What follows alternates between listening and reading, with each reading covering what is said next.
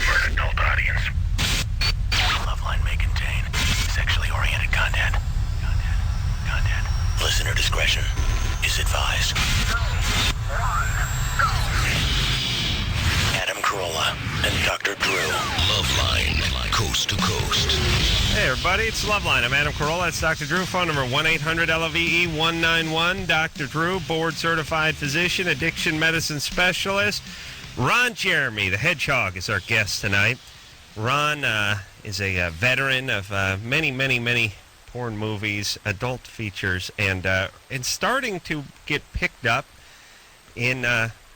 poor Ron's chair's on the floor. Can we get a little... Can you get any height out of that chair? You can. You pull a little lever on the side. Yeah, see what you can do. But Ron, I was thinking about Being on the show is enough of a high. Thanks, Ron. Ron is... he gives us all hope. He really does. No, I mean, most... There we go. No. We're not going there. But I'm saying... We can go there. Most porn stars are these sort of... Stud muffin. The male equivalent Muscular. of the females that are in it. They're all shaved. What, silicone boobies? Yeah, they're kind of I know what you mean. vacant-minded and spend a little too much time in front of the mirror. And Bouncy. Ron is a thinking man's porn star. I do enjoy Ron's work, from Madam's Family to... right there, and I got you one right there. Spank Me, F Me, which is the movie he never will bring to me, although I beg him. What's it called? Spank. Minka's in this. I'll get you that one. In fact, the company I work with makes that. Metro Studios makes that. It's called Spank Me, F Me, but... I'll get you that. I'll get a copy of that. And this one here is Viva Ron Vegas. That's Ron Jeremy on the Loose in Las Vegas. But wait a minute. Wasn't he in Taboo 2? Yes. Of course he was in Taboo 2. This is Adam. Adam lives his life. 2 and 3. I think actually I was in 4. I just I keep thinking I'm going to get to 3, and then it's like, I'm going to watch 3. Yes, he does. Is this bringing back memories? This is new. It's very nice. He knows how to please in every detail. Adam sings this regularly. Wow. Yeah. Had this sung at my wedding. He can do more than you'd ever. We hired Jose Feliciano not to do a bad it. voice. Don't give up your evening job, Yeah, but thank you. No, my wedding. We had Jose Feliciano playing acoustic guitar. Somebody married you. Yeah. What was his name? That's why we love Ron. Was it a gay wedding in San Francisco? Well, hold on, Ron. Yes, sir. But you don't. You remember the song to Taboo 2? I don't memorize. You really? They don't Let's play. Hold on. Is that actually not playing in the background? That is. Oh, okay. All right. That's what I thought. They spent more money on songs years ago in porn films than today. Yeah. Because the money you spend on a song, you get another A scene, this scene, that scene. It sounds like they spent a fortune on this song. I mean, not quite. Just what he could do. Hearing Adam sing this song, I could probably lose an erection. If you only knew. I think I'd walk off the set. Yeah. No girl's this pretty. Yeah, that orgy scene was great in Taboo. Yes, too. and I was with Dorothy LeMay. That I remember. Dorothy LeMay and Right. Bambi. I love that Bambi. This is before my days of a contract. Now I'm hooked up with a company called Metro, so I work only for them. I see. So back then you're just schlong Freelance for hire, schmeckle, right? And how much do you think you would get paid for something? You just get paid by the day for something like that, right? Yes, but now with Metro, I get it's a monthly thing. And Metro Interactive. In Taboo 2, you see the clock spinning around, the calendar pages blowing, and I'm still talking about Taboo 2. I have a long gray beard. Ron is just bones, just a skeleton. And I'm saying, Taboo 2! No. I was skinny back then. Yeah, it looked good. Then I used to work out in the gym. Now I work out in the buffet. You know. Ron looked svelte. Ron looked sharp. Yeah. You know what Ron's move is? You don't know Ron's signature move. 2 of them. It's subtle. Okay, the first one is Ron inserts the schlong without touching the schlong. He likes to guide it in. There's something... That's true. Something pedestrian about you grabbing It's kind of like a U.S. door. smart bomb, you know, that kind of thing. As compared to a Scud missile that always misses, you know. Yeah, but not that there's not... See, I don't grab mine not because it's cool. It's because if I put my hand on it, there's nothing left. It's called the grip. It's 2 fingers up, 1 finger at the bottom. And I tell this to actually audience people listening, is that sometimes, and this is, you'll bail me out on this, Dr. Joe, that a guy, if he's not quite erect and thinks he really can't quite do the job, I'll say, look, you just squeeze the base, make like they call that ring effect. You pull back, squeeze the base, push forward. You then make it like a semi-erection, and you can actually insert with that. And then once you're there, you start getting a real erection, and you can actually. I've had guys on sets go, "Well, I'm not quite ready for this." Is that you'd be surprised? Just give it the grip. Next thing you know, bingo, they could do the scene. That's the Ron Jeremy grip, everybody. Yeah. So is the grip, is that the second move, that kind of weird dip thing? That's the second move, yes. Yeah, it only works in doggy. That helps, yes. Yeah, I know Ron's moves. And you got to choke the chicken from way back because they want to see the majority of the shaft, so you got to choke it from way back. Sure, right, sure. And it's photogenic. It gets a little reddish, and the veins, pop a little bit, and it's people call it the kung fu grip. When I used to go on sets, guys would start singing kung fu fighting as a joke. And how many movies you reckon you've made now? Because you were having a little battle with what's his name with the big calves? Tom Byron. Tom Byron. Yes, he and I were both neck and neck at over. We both broke 1,000. Now I'm up to about 1,750 adult films, 55 mainstream films. Oh yeah. And 14 music videos that were all seen on MTV. And what about and what's Tom Byron at? I think he's a little bit. I was a little bit ahead of him because he's slowed down. Sure. I got this contract with Metro, so now I keep working. All right. So Tom Byron, Ron's only real competition. And where does that stack up against your legends, your Johnny Wads? We surpassed John Holmes a long time ago. We did. You and your penis? Oh, yes. Also, John made, the joke was he switched to heroin and gay sex, which we call bad career judgment. Yeah. Bad career management. I heard he did do that. I mean, did go He into died on my birthday. Is that bizarre? A little bit, yeah. He died late night, March 12th. I was born early morning. Early morning, March 12th. His story. Not that I want to go off of. Well, it's really the only guy who had a bigger schlong than Ron. That's depressing to think about that. Yeah. But he's dead, so every white man in America moved up one notch. Right. If the biggest schmeckle dies, we all step up one notch. Yeah. That was a quote from Sam Kinison, by the way. I can't steal that one. Except for what's his name? What was the Arab guy? That was Oh yes, his name was Rambone. Yeah, Dick Rambone. He had his work. He had his done surgically though. That guy, Dr. Rosenstein in Culver City. They actually did that extension thing. Dick Rambone had work done. They had the thing where you take that ligament that's inside. Yeah. It was not a very successful thing, and people were, I'm sure, a doctor like you were advising against it. Yeah. And Dr. Rosenstein doesn't do it anymore. John Bobbitt went through that. Oh, really? We did the sequel to John Bobbitt Uncut called Frankenpenis. He had the operation done. His is done better, actually. Now we're doing a mainstream film with Robert De Niro playing John Bobbitt and Danny DeVito to play his penis. Oh, no. Okay, I made that up.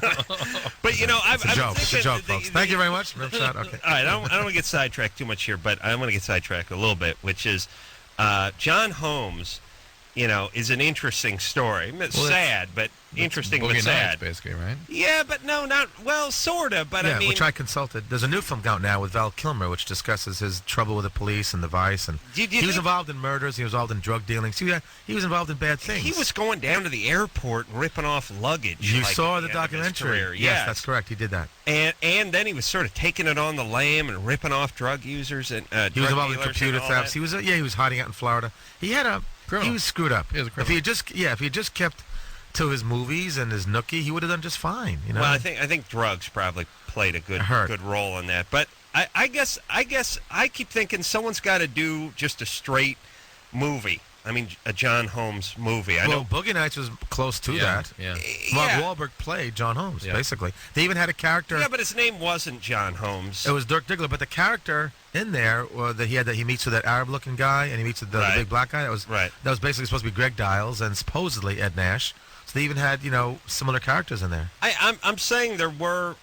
This was supposed to be that, but I mean it wasn't that. His name was not John Holmes. Right, he didn't have a bad mustache, I mean, he wasn't. I mean, I would watch a John Holmes movie. Yeah, I think they used the real names in this Val Kilmer film coming up. They actually used the real names. Well, we'll look for that. Yeah. And rumor had they're doing another one supposedly. I heard there was rumors that maybe Johnny Depp might be doing another one. So who knows? But my documentary is nicer and more fun than John Holmes' documentary. That's right. It's called Porn Star. When Ron was in here a year or so ago, we were plugging it, and it was playing at like the New Art and some other theaters around here. Got great reviews. Nominated for Chicago Film Critics Award. And Roger Ebert and the critics out there. Now it's on DVD. It's coming out tomorrow? Yeah, it's coming out tomorrow in stores around the country. All major video stores are going to carry it. I think Blockbuster as well. And I'm doing a signing tomorrow on Sunset Boulevard at Tower Video at 6 o'clock in the evening. And is this uncut here? Like, what would this be rated?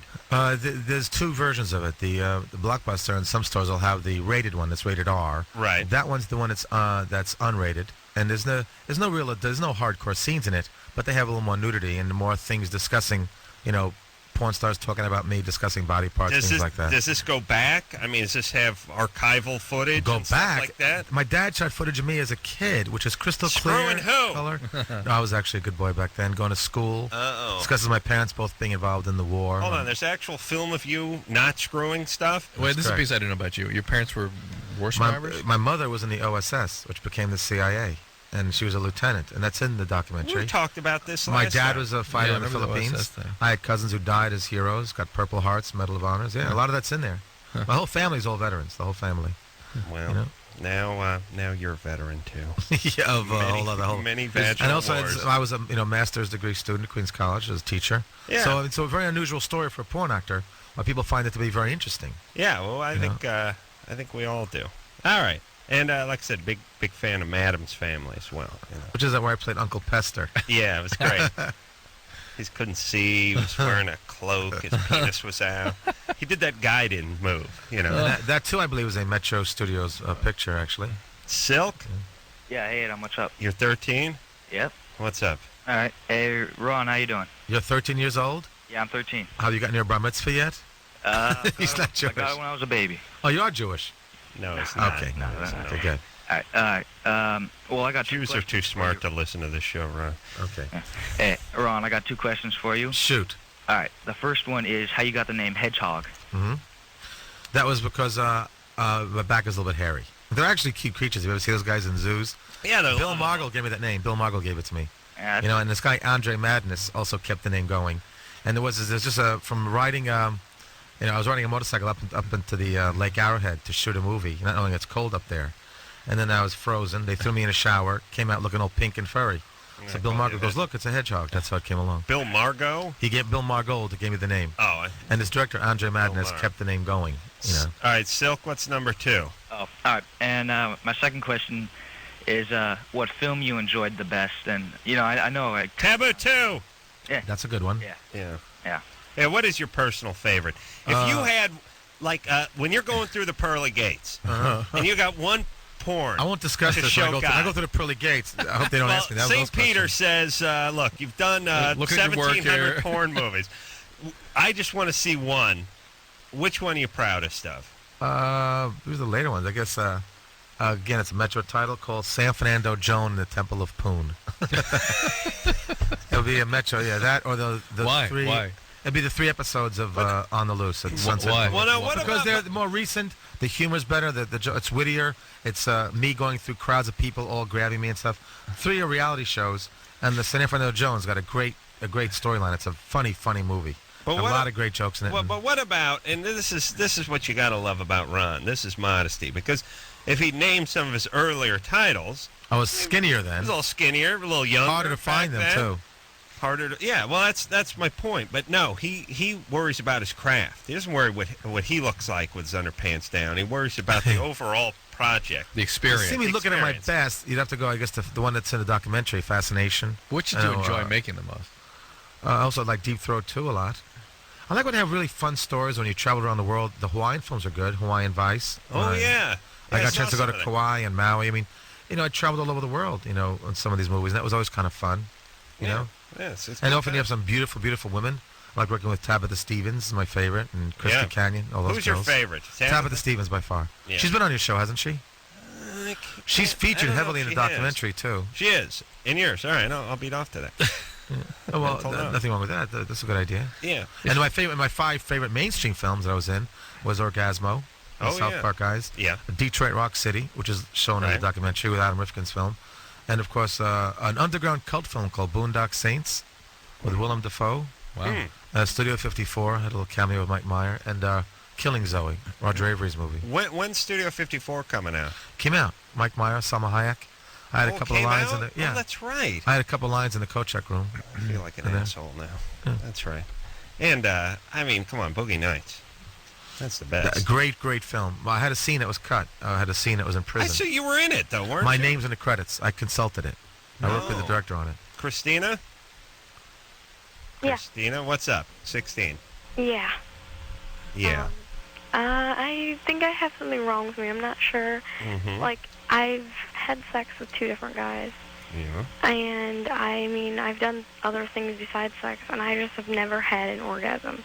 That would be normal 16-year-old experience. Okay. I agree. Few 16-year-olds females have orgasms. There's nothing I can do about this. Well, you will. Your sort of biology will sync up late teens, early 20s. Makes it easier. One of the things you can do now is get a stable relationship going and sort of work it out with somebody, try to figure out what works for you and that kind of thing. You have a boyfriend? Yeah. Yeah. Do you endorse masturbation? Because I think girls who masturbate can learn how to climax they better. can, but interestingly, girls like Christina, they'll go, ooh, masturbate. I'm not interested. Doesn't do it. I can't understand So you would suggest when they have a certain age or when they feel like they should do it? Well, if they're willing to do it, it would help them. But they literally, because it doesn't sync up with an emotional experience, it just like doesn't fit. They're like not interested.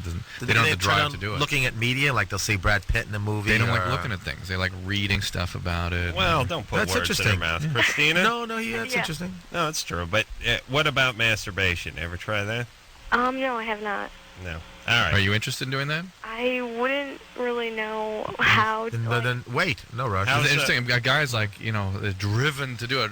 This is the core difference in male-female biology right here. I agree. And nowhere are they further apart than around age 19. You know what I mean? That's fascinating. Yeah. Yeah, Christina? Yeah.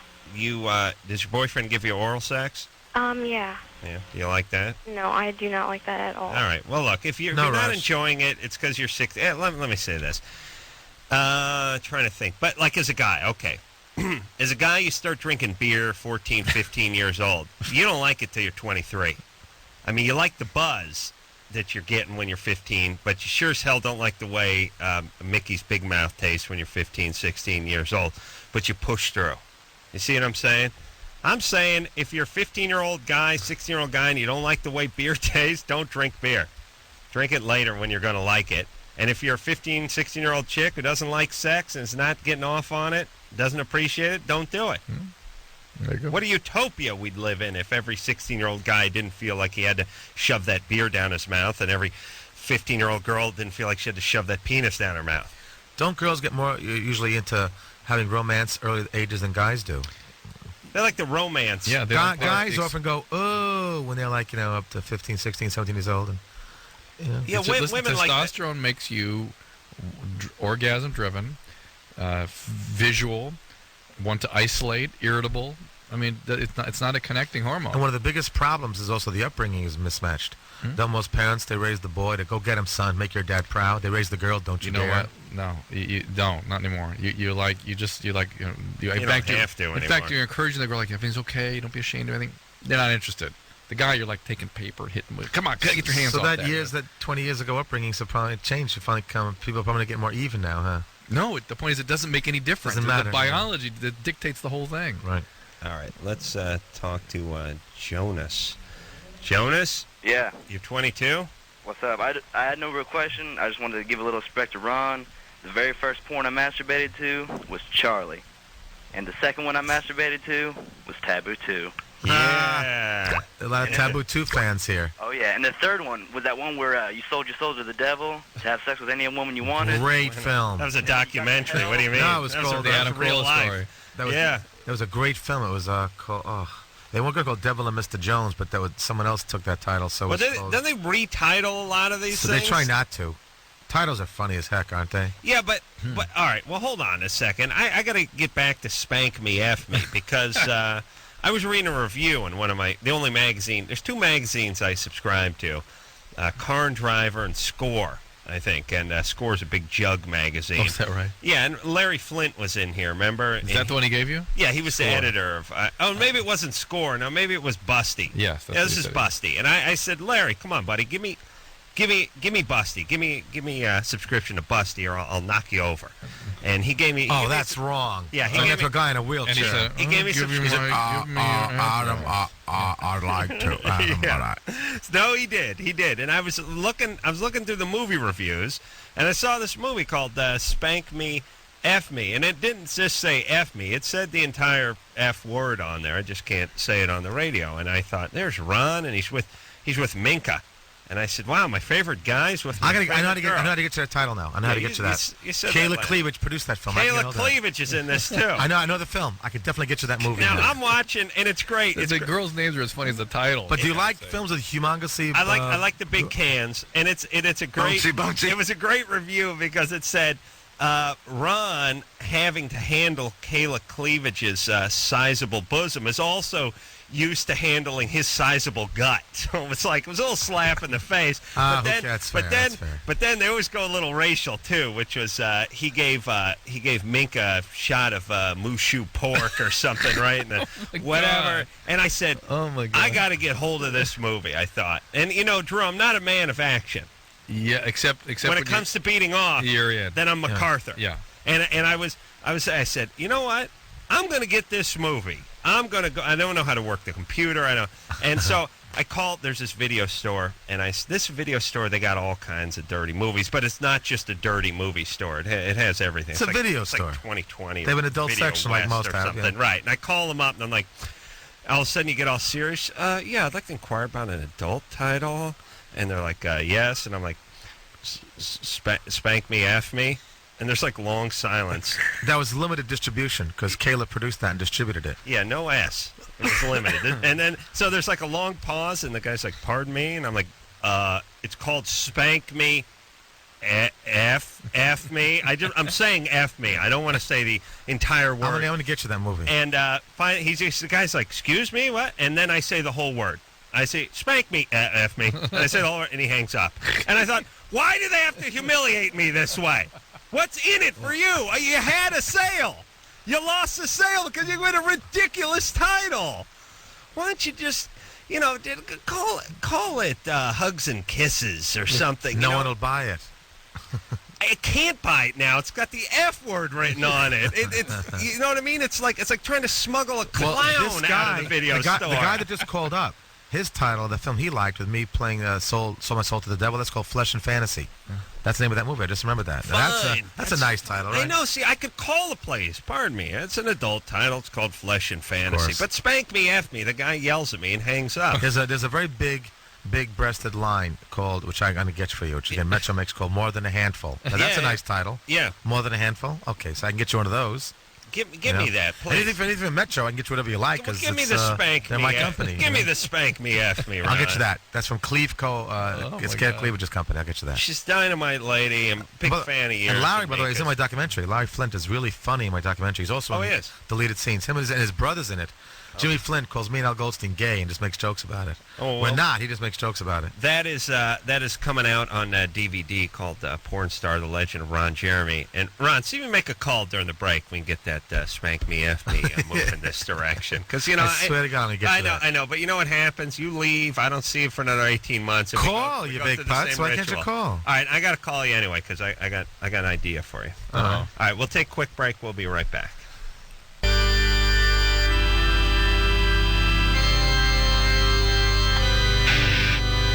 Hey, everybody.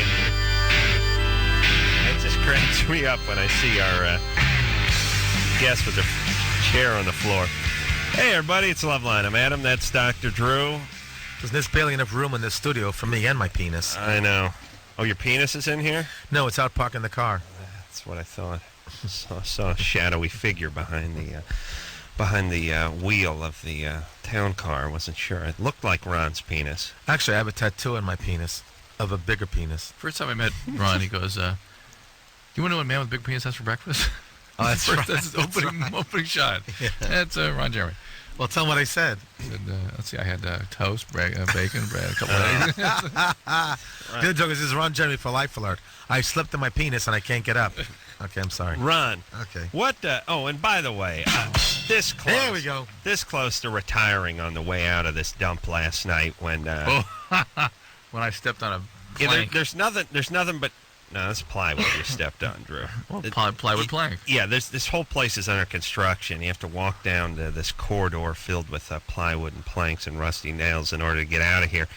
And we're leaving, and I'm a step behind Drew, and Drew steps we're stepping down onto the street, and Drew steps on the front of the 3-foot piece of plywood, and I'm just starting to step on the back, and it pops up. That's a Three Stooges routine. Yeah. How do you actually you have to plan that. I know. And I boot it with my shin and almost go ass over teapot into the street. Then he stood in the middle of the street announcing that he was angry that I hadn't scored, hadn't dumped him over, so he could sue Westwood One, the city, everybody, and retire. This is my dream. I wish that I'd broken an ankle and that I could just get on SSI for the rest of my career. Help me with this, guys, but breaking an ankle doesn't stop you from doing radio. Am I correct about this? I would have a sizable lawsuit. Not a very physical job you have here. I've been complaining that I'm going to sue as soon as something goes wrong out in this walk, the Baton Death March we have to take every goddamn night out of this dump. And I just wish I had to. I have these cat-like reflexes. That's my problem, Drew. If I'd been able to think fast enough, I just would have went down. Yeah. Guys, you guys, this is a labor of love. Who are you kidding? Adam, if you and Dr. Drew both made huge lawsuit settlements, wouldn't you still do this anyway? Yeah. It depends what the settlement was. I just got an in chorus. That was very nice. I still think you guys would. Yeah, we love this show. What can we say? Because you look at the benefiting kids all over the country. It's nice. You know? Yeah. And hawking stuff like it's being Porn copied Star. everywhere. You know, The Legend of Ron Jeremy, by the way, which is out on DVD. And this is no goof. This is a legitimate documentary. And there's big nothing. signing tomorrow on Sunset Boulevard at the Tower Video, 6 p.m. The Tower Record? Yeah, Tower Video. It's right next to Tower Records. They got a big sign up too, which would be nice. Nothing better than a good documentary. And by the way, I just want to give a plug out for something I watched when I got home tonight, which is Killing Pablo. It was Pablo Escobar, the drug lord over there in Colombia. That whole 2-hour documentary on it on the History Channel. I was watching that. Spectacular. Oh, my God, what this guy did. He would blow up commercial airliners and stuff. He literally, he would kill thousands of people. You know, if you got in his way, if some judge said he was going to try to indict him, he'd blow up the whole federal building. He blew up a commercial flight with 110 people on it. Sheesh. DC-10 kind of thing. Which, really? Do you know which airline that was? Which one that was? It was Columbia. It was a Colombian airline. It was a regular commercial jet, not some prop plane or anything. It was regular commercial jet. I got a fascinating thing to tell you guys real quickly. It's a different subject about what's going on in the world right now. Do you remember that thing back in 1990? Speaking of airplanes, 1994, a guy flew an airplane into the White House lawn. Yeah. Remember that? We all felt sorry for the guy. I figured some poor putz who was just off course, misguided, but nothing stopped him. No airlines got him. He wasn't shot out of the space. He just landed on the lawn. Yeah. Right. Well, it turns out that, Clinton was in the White House at the time, might have been in the Oval Office. Had he actually made it into the wall, he maybe could have hurt the president. And turns out we find out that the guy was Pakistani Muslim. And this is going to kill you. You know the date in 94 that it happened? September 11th. Right. Really? Is that amazing? And no one even knows that. I've had guys go, no, Ron, and they look it up. Interesting. Which lets you believe that this might have been going on for 10, 12 years. Some of these radical Muslims learning how to fly planes. And 1994, September 11th, when that guy flew into the White House lawn. Check. Isn't that wild? Interesting. Well, the whole part where they told the flight schools, not interested in landing. Had to be just a little bit of a flag that goes off in the instructor's head. Yeah. Really? And you want to sort of announce that part? No, not all right. Just show me how to take it off and fly. No, they don't take off either. They need to know that either. Yeah, right. Just the steering. That's true too. Yeah. But they probably some other sucker does that part of the job. Probably said they need to learn that part. Just try to keep some semblance of reality. Ashley? Yeah. You're 21? Yes. What's up? I had my daughter about a year ago, actually a year and a month, and when I was in the hospital, they gave me my Depo-Provera shot, and I thought it was just the hormones and stuff like that I didn't have a sex drive at all. It's like the idea of sex was just don't even come near me. Right, it seems, you see people kissing on television, it looks kind of weird, like, whoa, why? Yeah. And the doctor told me it's okay, it's a temporary kind of thing, it'll wear off, give the shot some time, and it'll set in, and it never did. And the progesterone shot can, in some women actually enhances their sex drive, but most women it really shut them down. Yeah, and it was actually about 2 weeks before I was supposed to get my next shot, I would get a sex drive back. And then I finally figured out that it was a shot that was doing this. So what's the question? I got on the patch, and the same thing happened, and I was wondering if there's any kind of hormonal contraception that I can take that won't do that. You're going to want to work with weaker progesterones, probably. More estrogen, less progesterone. And maybe something simple like Ortho, Novum, something mostly estrogenic. Just try the pill? Yeah. The pill? Well, the pills that are predominantly estrogenic. Do they dial the patches in, too? Yeah. I mean, you get whatever you want in a patch? No, the patches are mixed. Aren't the pills progesterone? They're both. Well, some that are just progesterone, most are mixed, but some have predominant. But here's what I'm saying. You can get what you want in a pill. Yes. Can you get what you want in a patch? Not yet. No. Why not? Because they're just one patch or a couple patches. All right, and there's just one depot shot. Yes. Yeah. Okay. Well, there is a combo shot out, but it got pulled off the market for a while. All right. And so. Ashley, you're going to have to go the pill then, baby doll. Okay. All right. How's that kid doing? She's doing really good. She's getting so big. How old? A year and a month. You married? Yes, I am. All right. Navy man. Ooh, is he overseas? No, not yet. I not think yet. we actually think his ship's going to leave in about a month. Wow. What kind of ship is he on? He is on the USS Constellation. What is that? Aircraft carrier, huh? Is that a big one? It's one I've heard of, isn't it? Yeah. It's an aircraft carrier? Yes. All right. I think it's actually out right now, and he's not on it. That's a good sign. They're training him for an aircraft. He works on helicopters. Oh, he fixes them? Yeah. All right. Well, good times. Did you see the video phone footage of the aircraft carrier deck with the stuff just taking off one after the other? It's I mean, I've seen it the action a bunch of times. Whoa.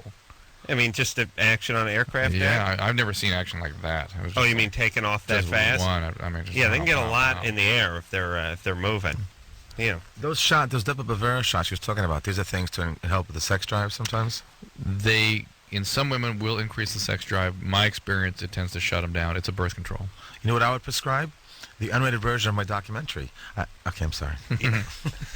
How much nudity do we see in the unrated version? A lot of cute girls. Oh, a lot of nudity with women. Yeah, Full right. frontal. There's no hardcore, but there's a lot of nudity in it. All right.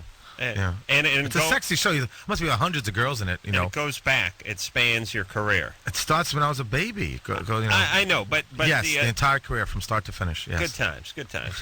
As well as the teaching career and everything. You know? Interview any of your old students or anything?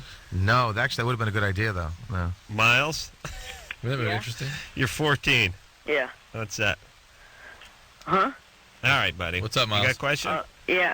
I was having sex with my girlfriend about a week ago. No. No, don't believe But it. go ahead and ask the question anyway. And my condom broke. Yeah. And I was afraid that she might be pregnant, and I wanted to know what my options were.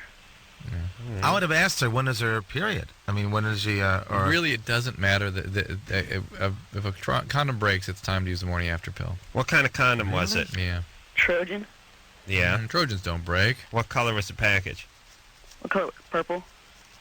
Loveline Aha! is brought to you by Trojan. All right, and it broke, and that was a week ago. Yeah. How old's Oh, How old's your girlfriend? She's 15. All right, and now you're just gonna have to wait. Yeah, now it doesn't really matter. You can take the morning after pill really up to 5 days out. It's shown to have some effect. Is that progesterone? What's the money? Yeah, one of them is. Plan B is progesterone, and then Prevens is a combo. And it prevents the egg from being released from the ovary. And so you have 3 days, because sperm just sits up there for 3 days waiting for the egg to get released. And Does douching help? Good one. I had heard from a doctor who actually was a fertility doctor that it's not that easy to get pregnant when you're not ovulating. Right, but there's no way to tell when they've ovulated. But isn't ovulating almost always in the middle of the cycle or close to it? Most women, but not necessarily. Usually. Can there be a woman can actually ovulate like right after the period or before it? Sometimes. I heard that's so rare, though. That's unusual, yeah. Yeah, it's So wouldn't it make this guy feel better to ask her what her cycle is, to at least sleep a little bit easier at night? Well, yes, but there's nothing you can do listen. anyway. Oh, I mean, Right. Wait, Makes you feel better, at least more comfortable. I agree with Ron, and it's something that doctors don't like to do, but shut your trap Playing for a the second. odds. Well, no, I agree with you. You should not advise that, no. No, but here's what doctors do, and I understand why you guys do it, but we don't want you to do it as a society, which is if there's in terms of things like getting pregnant or dying, 5%, 3%, that's substantial, right? Mm-hmm. And so you guys just say there's a probability or there's a medium chance or whatever, but that's not what we're asking for in life. We want to know, hey, if it's 95% chance that you're not going to get pregnant unless you're ovulating, or it's 100% chance you're not going to get pregnant unless you're ovulating, and 95% of women do it in the 2 weeks in the middle, from the period to the next in that middle section there, then it's a substantial number, and it's one that we'd like to know about. And I know the sort of party line is always, look, wear a condom every time and don't worry about when it is, because it can happen anytime. And we don't want people doing that. Mm-hmm. We don't want people just having sex and trying to time it, because Lord knows they're going to screw up. But in a situation like this, I think Ron brings up a valid point. It'll make him feel a little bit better. Here's the deal. He should still not be careless the next time around. It is valid to do timing. The timing does decrease the risks. But he didn't ask, what are my risks? He asked, what are my options? And his options are, right. But I think Ron made a good point. Miles? Yeah. Do you know when her period is? No. All right. He would have known to ask. He would have known, yeah. All right. Ron made a good point, but it was moot anyway. Let's take ourselves all my little points break. are moot. Oh, I know, but hey, you know what I'm tired of, Drew, in this society? Political correctness. Everybody scaring everybody into everything. You have sex. Mm-hmm. Look, I don't care if you have sex with someone who just got off the boat from Nairobi who was effing monkeys, gay monkeys, right? Or you have sex with a white 15-year-old virgin from Reseda. You can get I don't like that. I want to know the odds. I want them to say you have a much greater chance. The odds of the Nairobi is much worse. Yeah, and we think it'd be cookies in front of them either way, or a bar of soap. Yeah, it sort of got started with the sort of retarded left thinking, look, these people aren't smart enough to handle the truth, and the right does this too. We're just going to give them. We'll just paint these doomsday scenarios all the time, and that way they won't do anything. Well, people do. You're so right. The CDC in Georgia at one time, which is the number one basic authority on a lot of this stuff. They actually, when I was calling them years ago when HIV first came out, they were actually saying that it's equally transferable, girl to guy, guy to girl. Because that's politically correct to say that, but I knew that was wrong. Right. That the risk is way, way greater, guy to girl or guy to guy. You ever have a scare? But they were trying to say that a girl to guy can go just as easily, and that was an out-and-out lie. Because they figured if you make it look like it's just gay or drug use or whatever, it wouldn't be as heavily treated. And then the problem with that is then you have adolescent young adults who figure out that was a lie, who go, well, now screw everything they have to say. Right. So you can be politically correct to some extent, but you still got to tell some truth there. Is HIV... don't answer this yet, but I will. I'll pose the question when we come back from the break. You can cliffhanging, tell me okay. If HIV is still relevant in the adult film industry and people are still scared of it. All right, Ron Jeremy is our guest, and we'll be back with the answer to that. Many other questions after this.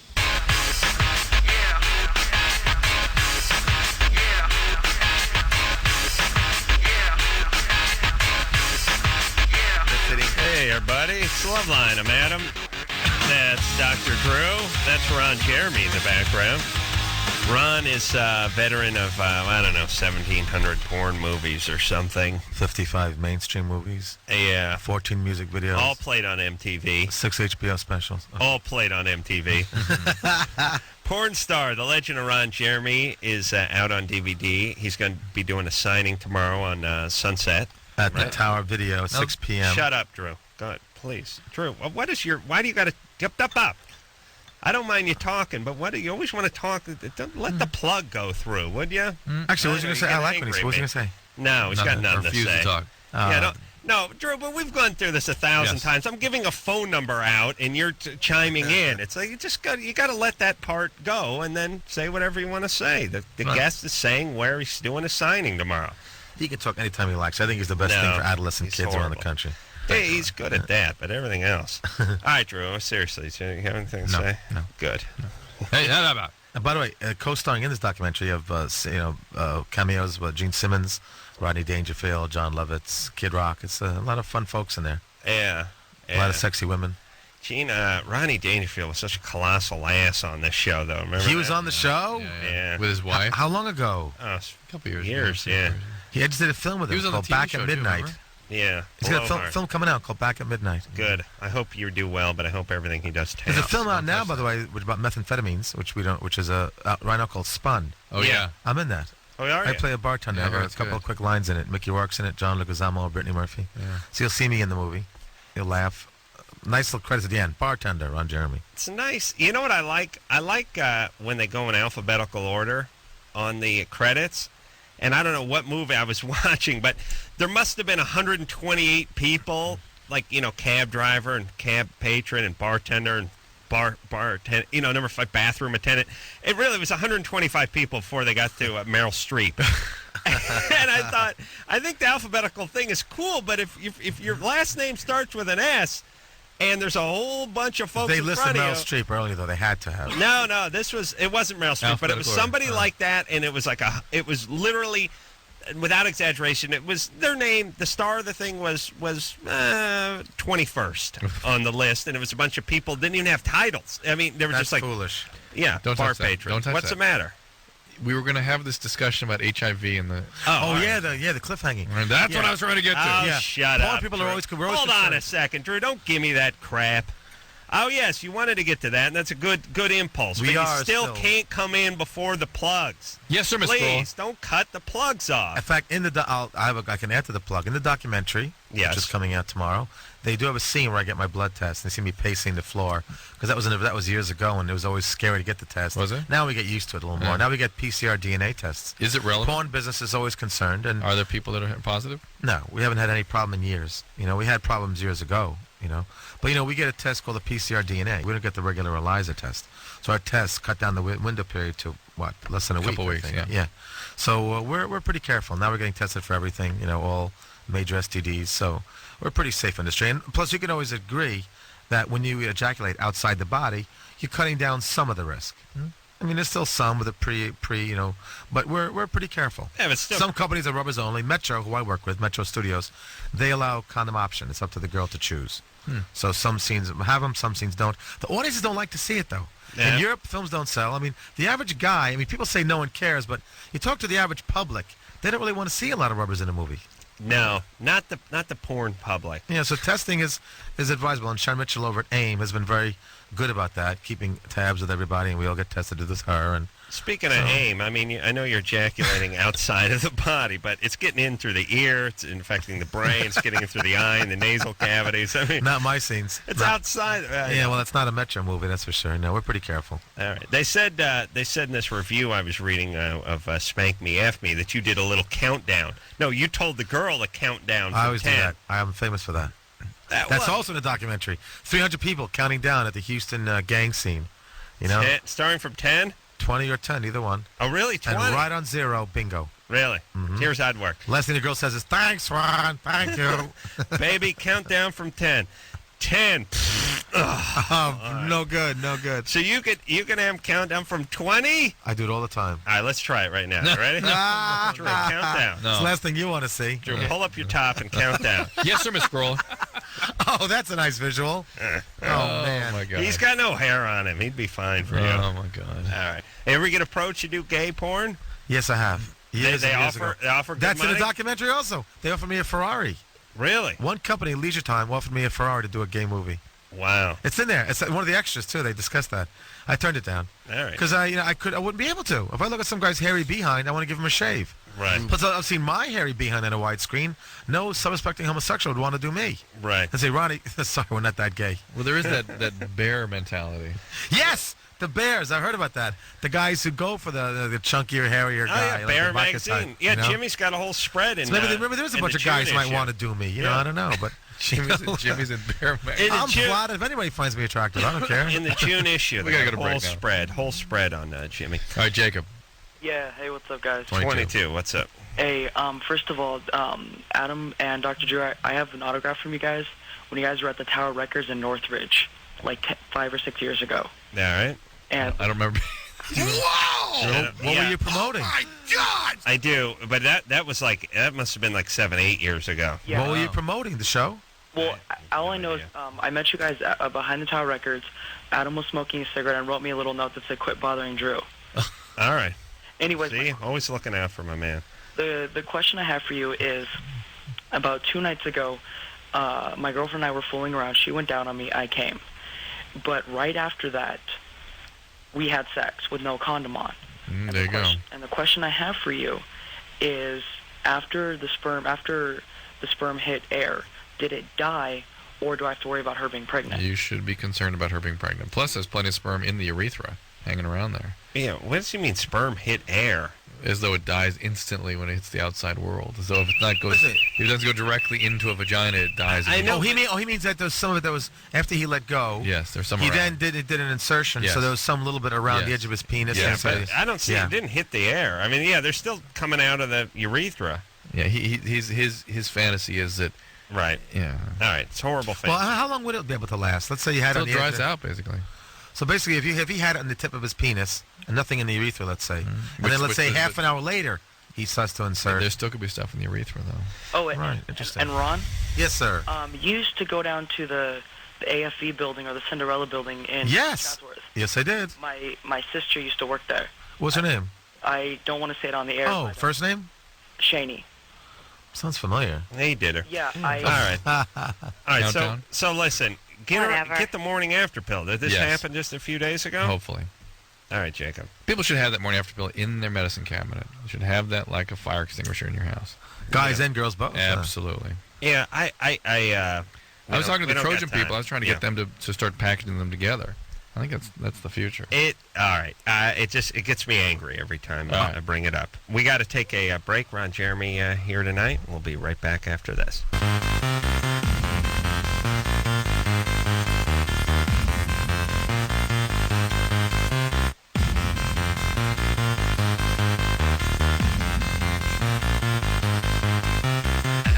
Hey everybody, it's Loveline. I'm Adam. That's Dr. Drew. Phone number 1-800-LOVE-191. Ron Jeremy is our guest tonight. Ron, the veteran of 1,700 or so adult film features, and a good all-around guy. I'd say definitely one of the most interesting characters in the adult film industry by a long shot. He's got a DVD out. It's called Porn Star. It's actually coming out tomorrow. It's the Legend of Ron Jeremy, and it's not a porn film. It's an interesting documentary that's been critically very well received, and he's going to be at the Tower Sunset signing these copies. 6 p.m. 6 p.m. tomorrow. So then I go to Chicago Wednesday, New York on Thursday, Friday, and Toronto on Saturday. Go see Ron. Ron, not scared of a little hard work, by the way.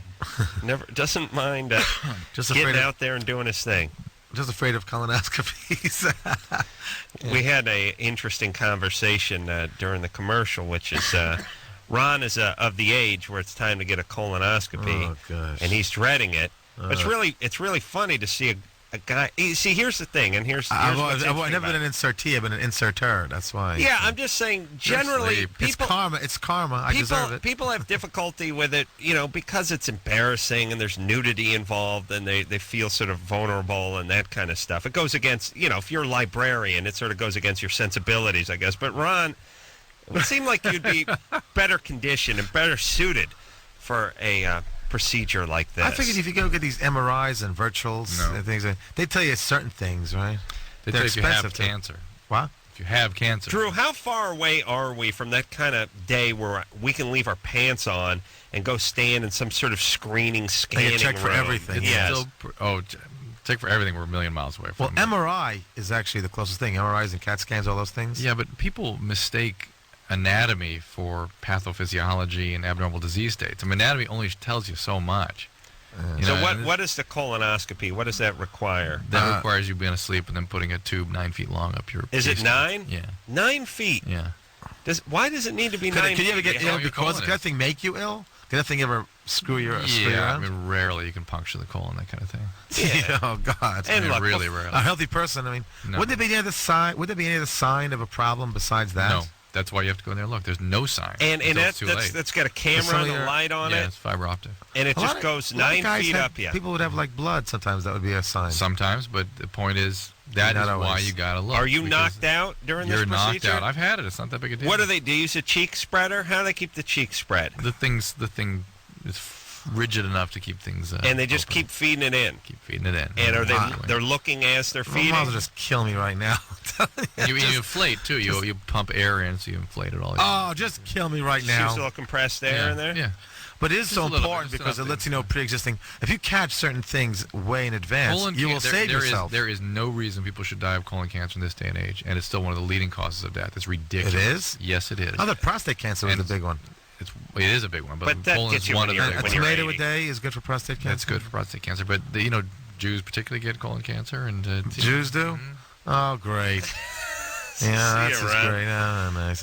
Yeah. And what? I thought we were the chosen people. Yeah, chosen for colon Can't cancer. you choose somebody? Once in a while, can't you choose somebody else? Yeah, they were choosing. Yeah, that's what we're chosen. Yeah, chosen for cancer. Great. You have to clean out your system before they go up there? Yeah, you guys are very into this. Well, I'm curious now. Yeah, you got to clean it out. It's got to be, completely clean. Does it check for other things besides colon cancer? How about pancreatic or esophagus? You're just looking at the interior lining of the colon. That's all you're looking at. And what's the regimen before you get it done? It's usually just a series of enemas and laxatives from above. By mouth. All right, so no dinner. But I love people. I remember the old days. People go, "Oh, you've got a mucus shunt in your colon." It's like, listen, every time you do a colonoscopy, every molecule is taken out of there. No anything in the colon by the time you're doing a colonoscopy. I'd say kill me. And can you fast for a couple of days to make less stuff in there? Yeah. Mm-hmm. It's a good idea to do that. Go to liquid diet. Hold on. I would just fast and just live on water for 3 days. They probably put you on liquid When's diet. the last time you fasted for 2 days? Oh, you're a bastard. You are. That was just wrong. That was just wrong. All right. Well, maybe Yom Kippur or something, but no, I don't do it then either. But actually, I can fast. I can go without eating. You'd be surprised. Right. I've done it. It's just it's like a bear I think hibernating. I just want to die. Drew said it. Drew announced. By the way, colonoscopies are not in my documentary. Dude, just so you know that. Drew said during the commercial, he was talking to Ron. He's like, Ron, I'm overdue for one. We'll all go down there and get one. Yeah, I'd feel better if you guys went with me. Like it's all. I wouldn't mind doing it. Somehow there's this good feeling in numbers. You know what I'm saying? Because you guys especially can go first. You know. Drew, what about a bulk discount rate? Like, after they pull it out of Ron's ass, the guy just swipes it under his arm and goes right up your ass with it. That's disgusting. I go number one. I'm number one. No way. Well, you're a doctor. You must get discounts. I mean, God Lord. I mean, no. Well, do you actually give them because you're? Yeah, I did lots. I used to do them all the time. You actually you did them yourself? Mm-hmm. I did sigmoids. I did sigmoids all the time. Sigmoidoscopy, but that doesn't really tell you enough, does it? That's 3 feet. Yeah. 3 feet. Oh. And Drew, what's the sensation? You're just out. You're out. Right. People with internal. This is not me, by the way. This is not me. People with internal hemorrhoids, aren't they more likely to get colon cancer? Nope. Nothing to do with it. Nothing to do with it. Matthew? They just have rectal bleeding, and so you wonder if they have polyps or colon cancer. All right, let's get off. Let's get off the I just want to go kill myself, folks. Before I turn 50, just end it. You know what I'm saying? Matthew, you're 35. What's up? Hello. Hello. Now, Matthew, you needn't get a colonoscopy yet, right, Dr. Joe? He's okay. He's 35. Yeah. Yeah, okay, you're fine, Matthew. Okay. No. Am I on the air? Yes, you are. Okay. Bogus. Well, when I discipline my daughter, she's 11-year-old, and I get an erection. It kind of excites me, and it kind of scares me at the same time. So you abuse your daughter? No. Well, you discipline. No, you mean spanking for good reasons, like just you. There's no such thing. Well, no. Gentle spanking? No. You don't think there's any such thing? Well, when she disrespects her mother. Then you do you do timeouts. There's various ways that there's correct. Simply. I do timeouts at certain things when she disrespects. There's absolutely never a situation in child rearing where there aren't many other vastly superior alternatives to striking a child. In terms of outcome, in terms of getting the behavior you want, there just simply is not a situation. That's fascinating because I didn't. And whenever you hit a child, this has been studied innumerable times.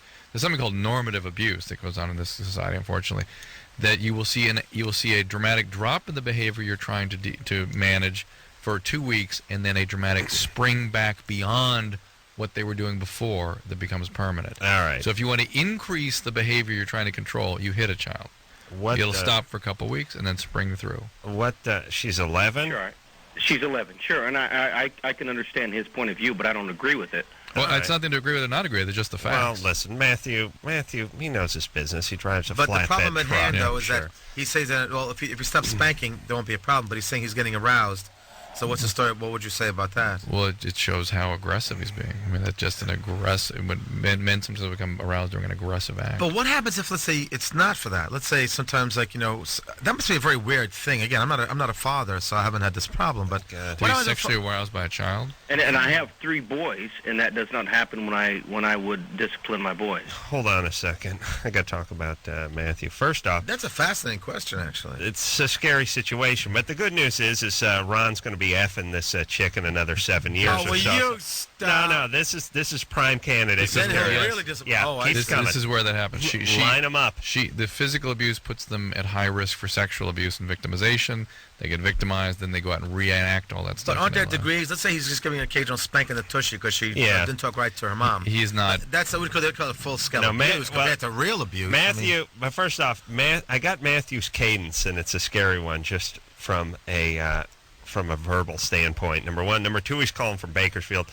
Number three, he's got 3 boys. I always hate that because the daughter, so she goes in the adult film industry, but the boys are the ones that are holding up people at the ATMs. Let's stop. All right, Matthew. Yeah. All right, let's see if we can solve this. How old are your boys? I have a 13-year-old boy, 11-year-old daughter, 9-year-old boy, and a 4-year-old boy. All right, what do you do for a living? I'm a UPS driver. I told you drove a truck. Now, that's a lot of kids. Sure. Yeah, it seems stressful. And your kids are doing okay? Sure, yeah. They are? All right. Everyone's doing okay in school? The boys aren't getting into fights and that kind of stuff? No. All right. Oh, we have good kids. All right. Sometimes this cadence is changing. I'm starting to think this is bogus again. All right. And you get an erection when but here's the question. We know what's going on in your pants. What's going on in your mind? That this shouldn't be happening. Right, but you're not thinking sexual thoughts. Oh, no, not at all. All right. Not like I want to do my daughter or nothing, no. All right, so Does it happen at other times? Like, let's say, when she's maybe wearing a bathing suit and going swimming or something like that? No, not at all. All right, so there's no chance of this. He's right about the aggressive behavior. All right, then it's just the aggression. So, Matthew. It shows how out of line the behavior is, frankly. Stop spanking her. That solves that as problem. I said before, I know you have a respected opinion because you drive a truck, and Drew's, he just reads the stupid medical journals. But so any guy that drives a truck should have aggression and spank his kids? No, I'm just saying take it easy on the kid's bottom, please. Please. They end up resenting you, and they get hooked up with abusive people. Try what Dr. Drew said. There's other ways of disciplining, staying at home or other tons of ways. Tons of ways. Yeah, but you have to work at it. It's harder work. But it's interesting is that, what you said, because I've known many family people in my own family, friends, who the parents would do a little spanking here and there, and they grew up totally happy, healthy. A little spanking is one thing, but if you're so aggressive that you're getting an erection and that's aggressive. Okay. But whenever the child is rendered powerless, whenever they feel like they're being threatened, frightened to the point of powerlessness, that is a trauma. And the brain wiring alters in response to that. Because there are some parents who will swear by that old adage, spare the rod, spoil the child. Remember that old? Sure. And you're totally going against, hundreds of years of upbringing. Normative abuse, it's called. Normative abuse. That is amazing. Why do we have wars? Why do we have criminals? Very, very interesting. Very good point. I see. This is something this is new to me. Well, see, Ron, you learn something. How about like a little slap on the hand or something? No, that's fine. I mean, I'm not trying to be a Nazi about not doing it either. So like a slap on the hand, might be okay, but it's the spanking and using physicality is not a great thing to teach a kid, but the key thing is not to traumatize them. And if they feel frightened and that they're being threatened. All right. We get it. That's interesting. We get it. Yeah, it's mildly interesting. It's not that. And there's no spanking in my document. Oh, actually, there is a little bit. With a couple of the girls. Okay. I got a little spanking to do when I get home too. Brandy? Oh yes, my penis has been very, very bad. You're 22? Yes, I am. What's up? Well, lately I have been giving my boyfriend blowjobs throughout the day, and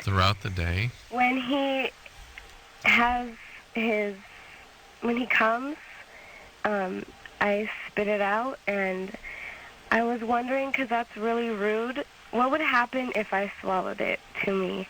You would have people growing in your tummy.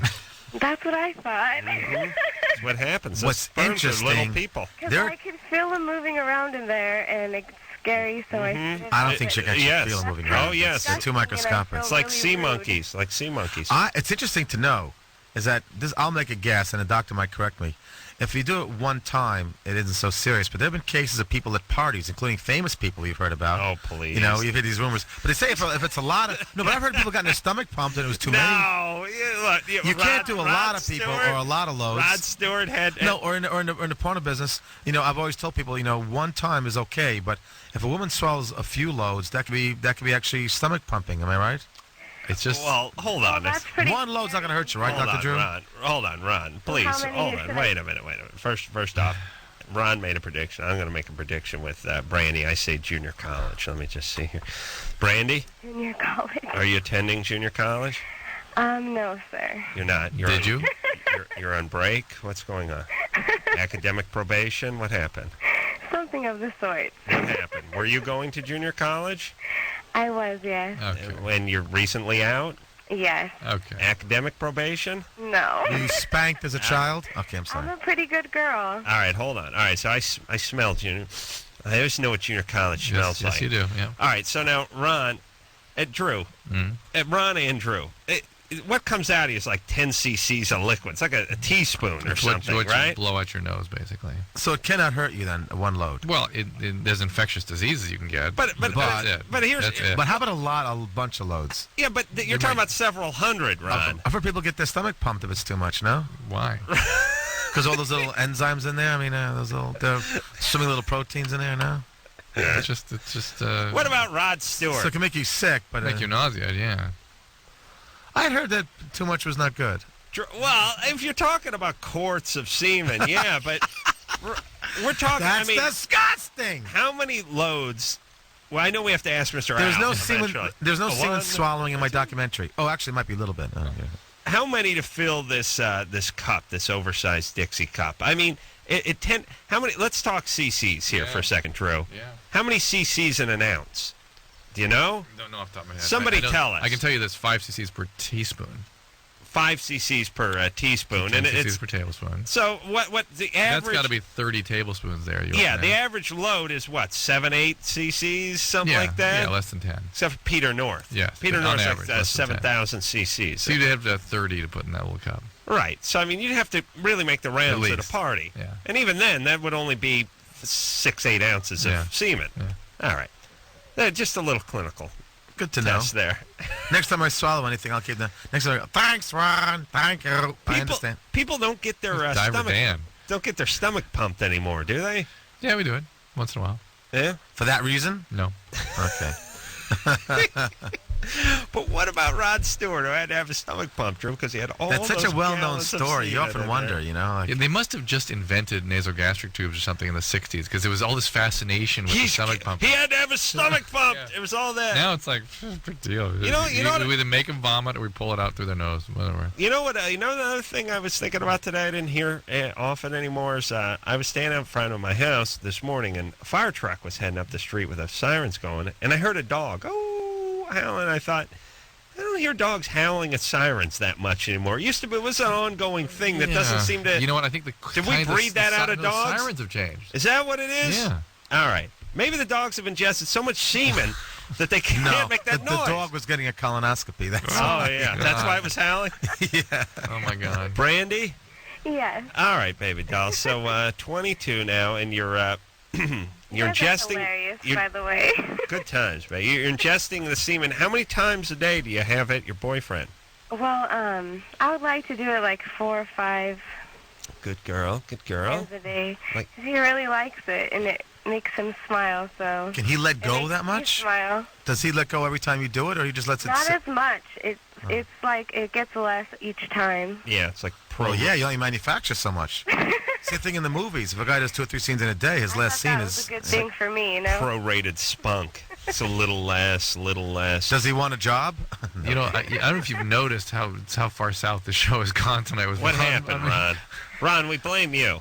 Well, it's a very Is that a bad serious thing, guys? issue. No, it's Can we just still a be mental friends? note. Yeah, we're friends. But Can we join hands and sing "We Are the World"? I thought Adam had some sort of internal boundaries. We just go. No.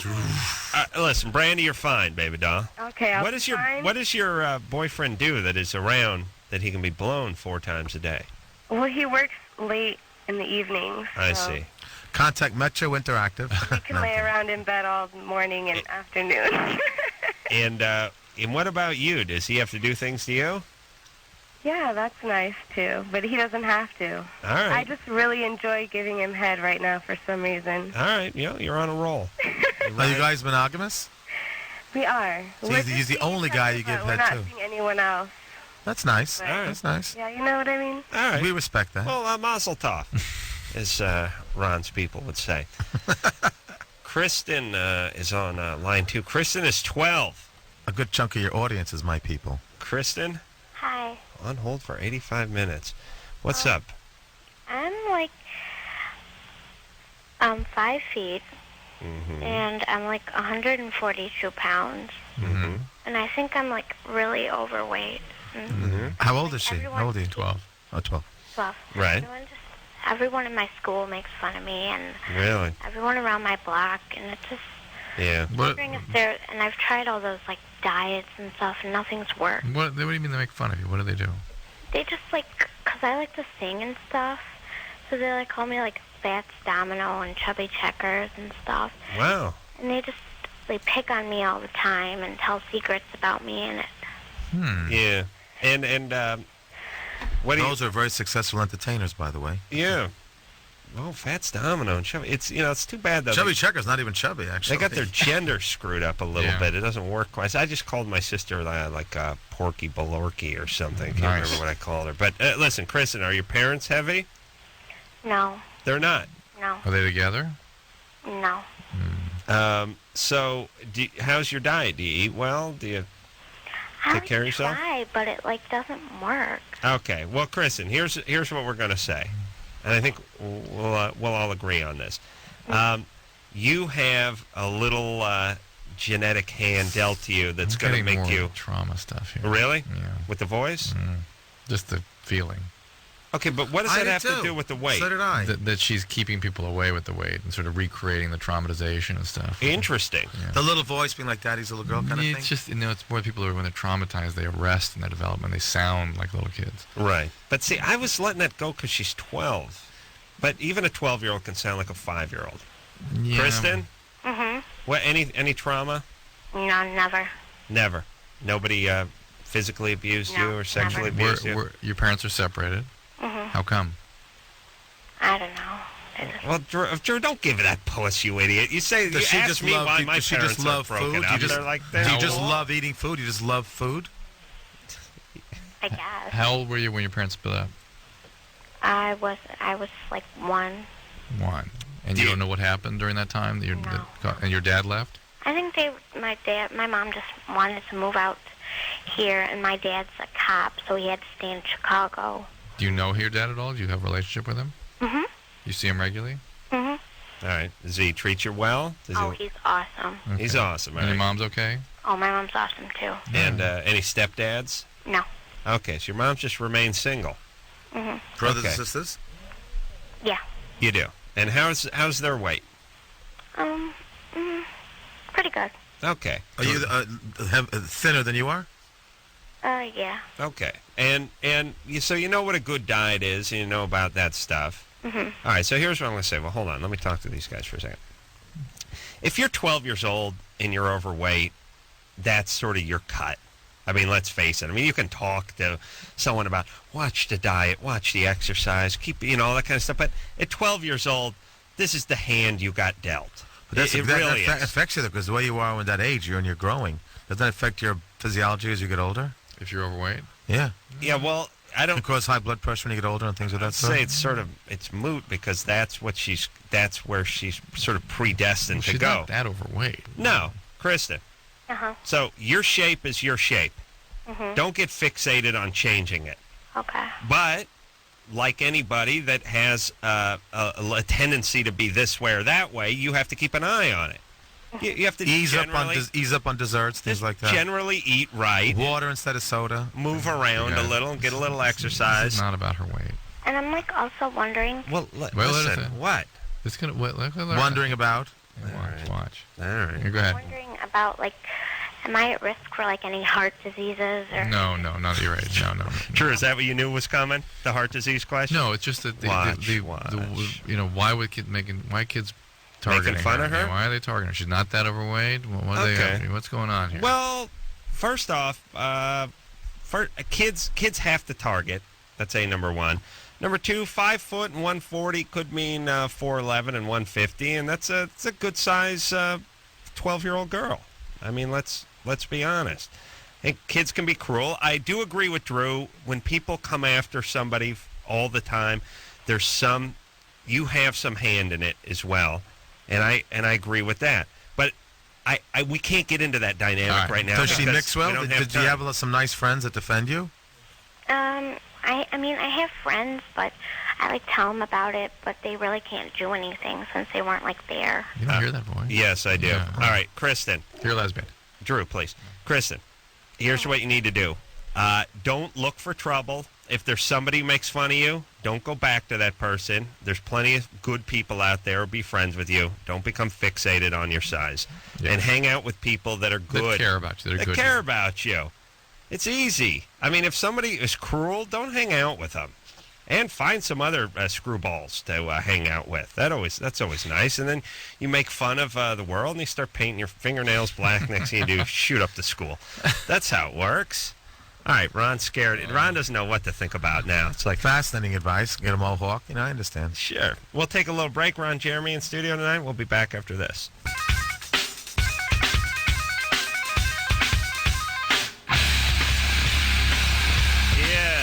The ultimate cocksman here tonight. Anderson, you're allowed to say cocksman. It's a regular word.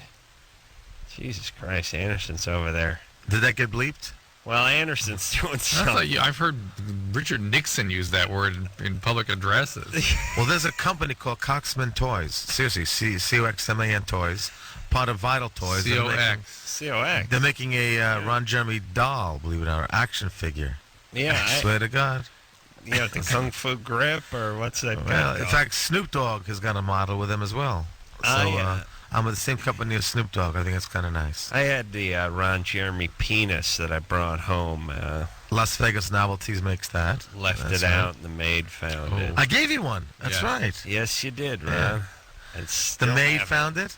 The maid found it. Did she find a use for it?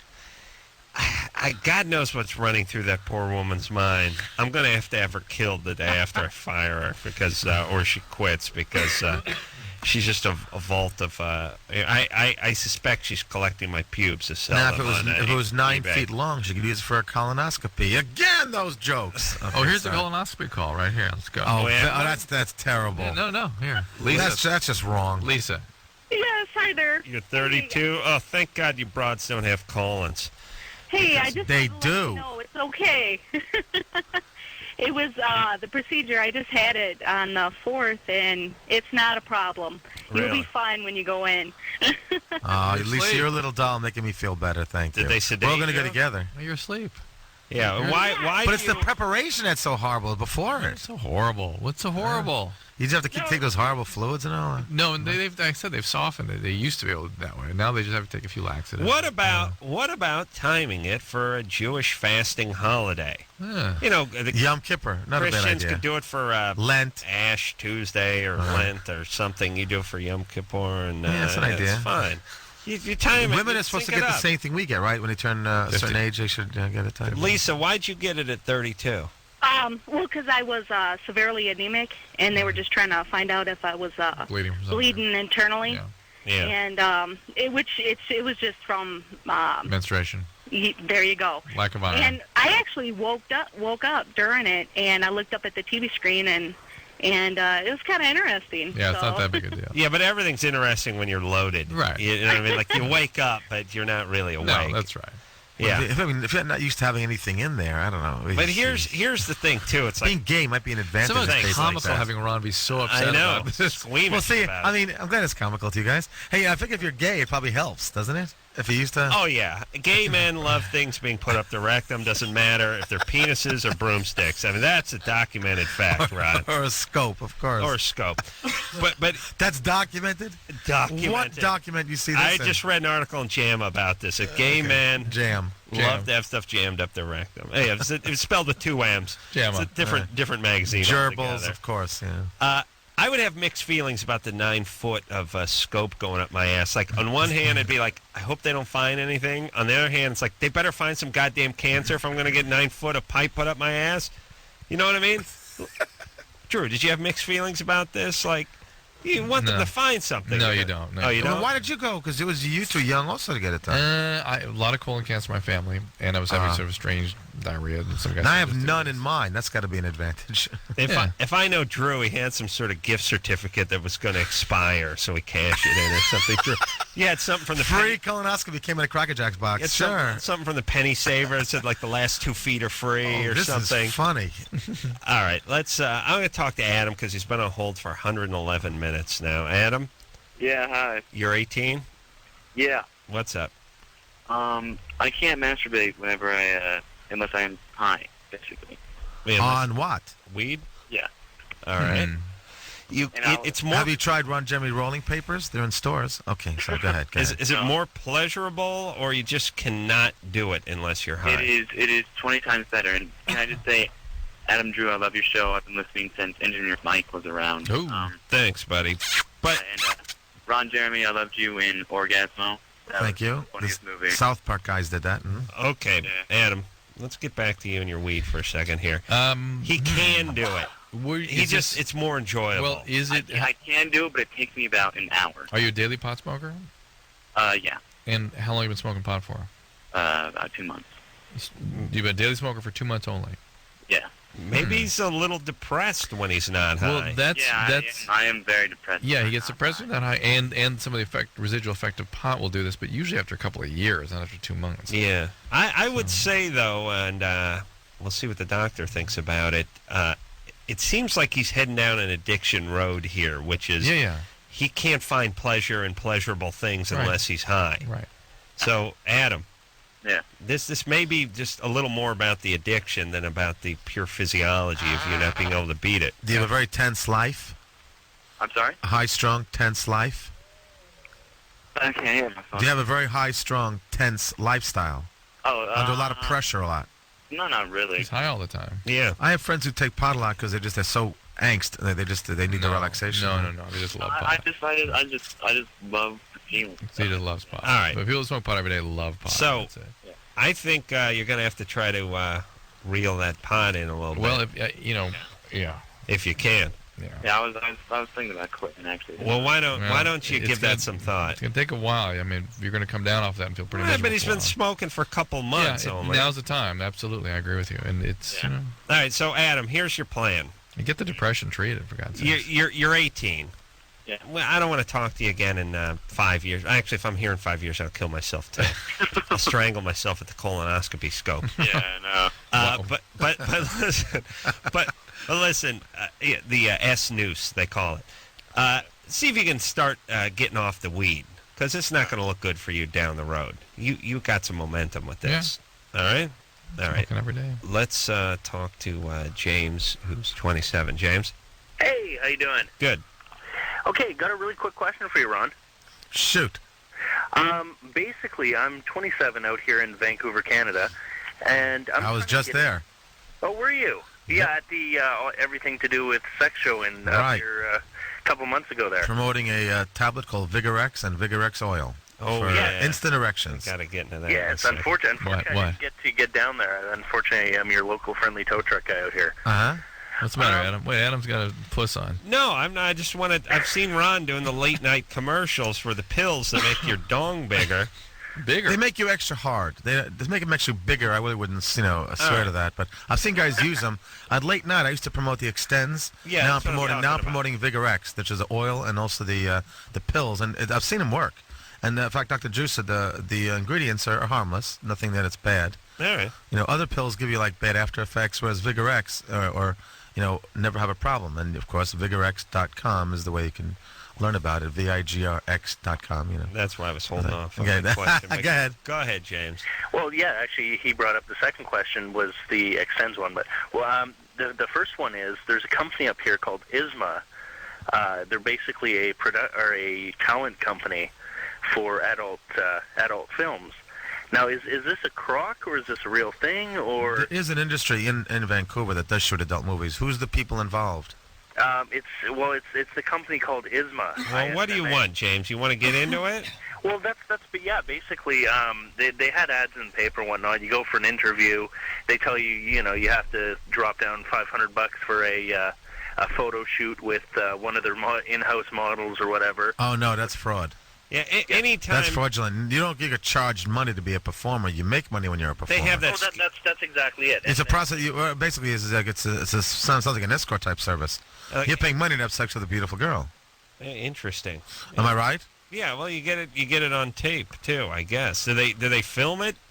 No. Well, it's basically there's actually no sex that goes on. It's basically just like a photo shoot, kind of like a Playboy or Penthouse photo shoot. Why are you paying $500? That's what I was trying to find out. Nah, come on. Nah. I mean, there are a lot of casting companies in Hollywood, too, that give these huge charges to get into movies and casting. Yeah. I mean, Central Casting is legitimate. They charge you $20 because you go into a file and they get you a lot of work. I mean, if you're not paying $20 or $30 at the most, I mean, that's okay. You pay more than that, then something is screwy here. Well, now, how does a guy break into the porn industry? The way you can break into the porn business today is to go with a girl. Because the new girl is always the face. You always want a new face in women. They don't really want to see new guys. I mean, because guys are just props, basically. Right. You know, and there are so many guys in the business today that aren't getting enough work. They want to use their friends. Right. If you want to get a job, you go with a girl. Find a pretty girl. Could be a friend, girlfriend, a neighbor, Sister, a buddy. mother, yeah, whatever. just yeah. And you go to the agencies. There's World Modeling here in Los Angeles, Pretty Girl International. There's Reagan Center. There's Spallone. There's a few agencies here that handle that. Mm-hmm. Mainly World Modeling is the biggest. And then they'll get you a job with the girl. You go as a couple. Right. I don't know where you go in Vancouver. I know that's where Vigor X comes from, but I don't know where you go in Vancouver. There's agencies, and you go with a girl, start as a couple. All right. Good advice, Ron. You should do one of those learning tree things, you know? Ron Jeremy. How to become a porn star. Youngsters how to get into porn. We'll take a break. We'll be right back.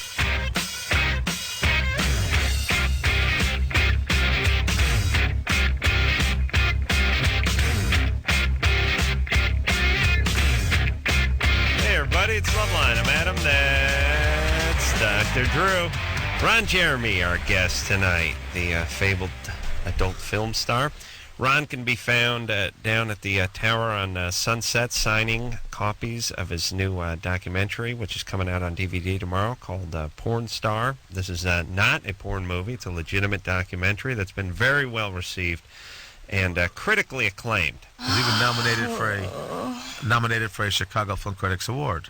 What porn awards have you won over the years? Oh, I got about 20 of them. AVNs, XRCOs, Fox Awards, AFAAs, the whole works. Really? And all like the various, what categories? The supporting actor, best sex scene for this, best sex scene for that, or the different Hall of Fames, you know. Oh, really? I got my footprints, my handprints at the Hustler store.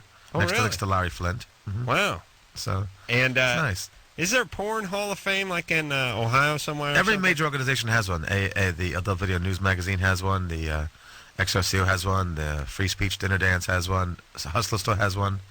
There's one you can get now in Las Vegas. I'm going to be getting the Hall of Fame award at the Arrow store in Las Vegas. And you got into the business in 1970 what? 1978. Most of the girls I worked with was sperm. So you've seen it. You've seen it through 3 decades or so. Kind of have, yeah. And what's it like now compared to 1983? The girls have gotten much prettier. Girls have gotten prettier. Way prettier. We got dancers from all over the country: Canada, Czechoslovakia, Hungary, Russia. All beautiful girls come from all over the world. What was it? Come to L.A. to make adult movies. What was the low point, you think? And where was it most screwed up? Drugs-wise, whatever. Early in the late '70s, it was more like the hippie dippy, free love, free spirited. Mm-hmm. More of a renegade, radical kind of thing to do. And then it became very big business. In those days, like when the Lovelace was around, she claimed there wasn't a lot of money in it back then, and it's true. It was only a few people making the big bucks. But then when it went more to video in the '80s, and then DVDs and internet and even holograms, it's becoming very big business. It's leading in technology. If you remember, the very first pre-recorded tapes were adult. Adults have led technology from CD-ROMs to DVDs. It's been adult first, then the major studios follow. Now it's a big business. Women make a killing. What percentage would you say of women go into it, do a couple of movies, and get out? I mean, is that the majority, or? I'd say it's almost 50-50. Some girls do it quick, make quick bucks, pay the rent, and quit. Other girls, like Jenna Jameson, for example, or Houston, or the various Metro contract girls, can make anywhere from $100,000 to $250,000 a year. She's making a ton on like internet and stuff too. Jenna claims she's made, I think, $3 million in a 6-year career. You know, the Metro contract girls have made, about $250,000 a year. Some of them. I mean, it's big business for the women, especially. They make more money than the men by far. Yeah. They make more than most of the producers. Well, they do. Because, in fact, on the internet, they go directly to the consumer. There's no middleman. And some of the girls, like Asia Carrera, are their own webmasters. They learn about computers. And it's a whole new era out there. Or Tabitha Stevens, What is he laughing? What's so funny? Asia Carrera's her own webmaster. I mean, well, they do. They learn computer work, and there's no middleman. There's just them and the public. Only Asia becomes the technical expert. And they do stuff like. Yeah, it's interesting. The Asian one learned the computer before Vanessa Del Rio did, but where it crosses all lines. You have no idea the difference. And the girls in the old days, but looking at what they make today, they're astounded. They'll send their panties out at $100 mail a pop order and stuff like that. A lot of them did that. But again, now the girls doing so well on the internet, that's not even happening so much anymore. They communicate. They have chat rooms. The girls make a killing now. I mean, the men can make $30,000-$40,000 a year unless they have their own series. Right. And again, since I have this contract with Metro Studios, it's been pretty good for me. How much you made off the prosthetic penis thus far, Ron? Can you put a number? It's only been a few thousand because this new prosthetic with Las Vegas Novelties is fairly new. I see. But I've done really well with the porn star clothing, with the Coxman toy, the doll, with rolling papers, and with Vigor-X. Yeah.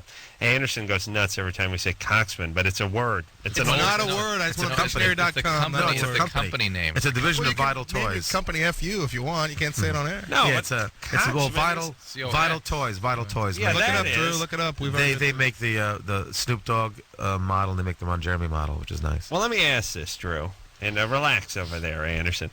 The word coxman has been around for a long time. Yeah. It's like an old word. Yeah. You said you heard Richard Nixon say it in a speech in '71.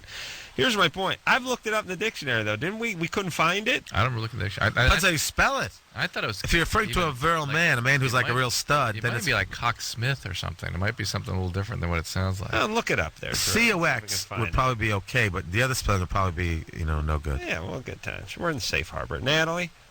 Yep. You're 18? I am. What's up? Drew, look up Coxman. Right now? Go out there? Yeah. Oh, right here. I don't think it's going to be in this dictionary. Hello, Natalie. Why? It's an old dictionary. Hi. What's up, Sweet Pea? Well, me and my boyfriend have been going together for a little more than a year now. And, we didn't start having sex until probably a little bit before halfway point. But it seems like the past couple months, it's just like I feel like some sex-crazed hound dog because I'm the one that's always after the sex. Mm-hmm. How old are you? I'm 18. How old is he? He's 22. All right. In the beginning, he was into it, and now you're more into it. Well, in the beginning, I think it was just kind of like, well, this is my new girlfriend. I'm kind of getting some now. Yeah. New broom sweeps clean. Right. And now it's like I really have to, really bother him. All right. Now, how long have you two been together? About a year, and, let's see, it was March 8th, so all right. just like a week. And okay, just say a year. Yeah, about a year. Okay. Adam, I swear to God, yeah. The word we're looking for is not in here, but sea sucker is. Sea sucker is in that dictionary. Is that crazy? Talk about progressive. Wow. I know it's not in there. It's just how I keep Drew busy, quiets him down. I tell him to look up a word that isn't in there. He flips pages for 10 minutes. He doesn't talk. Natalie? Mm-hmm. Yeah, maybe this thing has run its course. Mm-hmm. When you have an 18-year-old and a 22-year-old, and they've been together for a year and a couple of weeks, and the guy's not so into her anymore, maybe it's just running out of steam. Maybe it's coasting to a stop. How often would he like to have sex? Well, let's see. Probably in the last month, it's been twice, and it was me kind of bugging him. All right. And if you asked him about it, if you confronted him? Oh, we've talked about it. He, he kind of holds it against me like that's all that I'm in here for, and that's not all right. Wait, is he getting it somewhere else? Is this a monogamous relationship? No. Oh, it definitely is. Yeah, are you sure he's not doing elsewhere? Look, if he's getting it elsewhere, he's getting it with her, too. Mm-hmm. He's a horny guy. You know what I'm saying? Right. I think she should dump the guy. Yeah. He ain't that into Dr. Drew, this actually is more of a common problem than you think amongst also married couples and boyfriend girlfriends. That the girl. Well, no, just after a few years, They still are very much romantic, but they say the sex dwindles a little. It's not quite as electric, exciting. Well, what kind of advice do you give people like that? My dad used to say, space it. But what do you usually tell them? You use those pills you got there. Vigorex. What do you tell them, Dr. Joe, in a case like that? Tell them to shut up. Sarah? To keep the sex spontaneous and fun years and years and years. Ron, who cares? Drew, don't answer. Then just shut up. Yeah, I don't want to. Who cares? I don't want to keep anything fresh. Sarah, 19. Sarah? Hello? Hi. Yeah. Sorry, Ron. I was trying to get to Sarah over here, who's got a problem. We got about a minute. I'll ask him off the air. Okay. That's all right. What do you care? Real quick, Sarah. We got a minute here. Okay, well, my brother committed suicide about 2 months ago, and since then, it seems that I have been sort of abnormally attracted to older male relatives, a couple of cousins and one of my uncles. And I was wondering, I was abused by my brother and some of his friends when we were younger. I was thinking that it might be related, but I wasn't sure how. Did he commit suicide before he knew he had to get a colonoscopy? I'm sorry. I think he was pretty young. I don't think he had one. Sarah, so he was an abuser. Yeah. Right, I performed fellatio on him and numerous All right, Sarah, you took this call. Here's the thing. No, it's fine. She had a real problem when I get to it. Your brother was a disturbed person who probably was abused himself. He did these things on this abuse on you, and then eventually took his own life. You're going to have a million different feelings. Right. They're all going to be screwed up. You can't judge yourself because of what you've been through. Right. Okay? The problem is, though, I acted on one of them with one of my older cousins, and it didn't go all that far, but it's something that's a little awkward. Okay. Are you seeing help? Are you seeing a psychiatrist or psychologist? No, not yet, just because I've been down that road a few times, and it's never really... Yeah, you need to go down that road and stay there on that several road. years. Do you understand? Yeah. Sarah, let me give you here's the advice. This is similar to like if you were acting out on younger kids too. It's a similar kind of funky impulse from the wiring the abnormal wiring that occurs from that kind of trauma. Who would you advise for her? A psychologist? Psychologist. Sarah, you're screwed up and you're supposed to be screwed up. But now you're an adult and you got to get yourself better and you got to do therapy. You understand? Okay. All right. All right. Then please do that. And you'll enjoy life more too. Right. Yeah, that's right. All right. Well, Drew, you want to ram anything with the mic? I thought the show was almost over. I had to get it in there. Yeah. We almost made a whole show without Drew whacking his mic into his coffee mug. But it's a nice twist. Usually the mug whacks the mic. No, this time the mic was the aggressor. Well done, wasn't it? All right. We'll be back.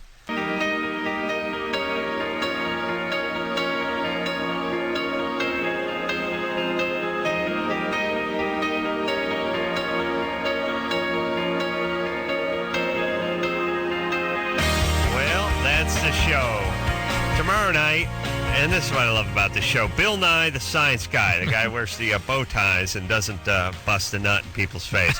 It's going to be in here tomorrow night. I want to thank Ron Jeremy. Always good to see. The great Ron Jeremy. The great Ron Jeremy. I didn't know you got to take care of his blood pressure, his sleep apnea, his colonoscopy. It will be great. I just want to leave here and kill myself. Porn Star, the name of the documentary, critically acclaimed. He's going to be signing that down on the Tower Sunset.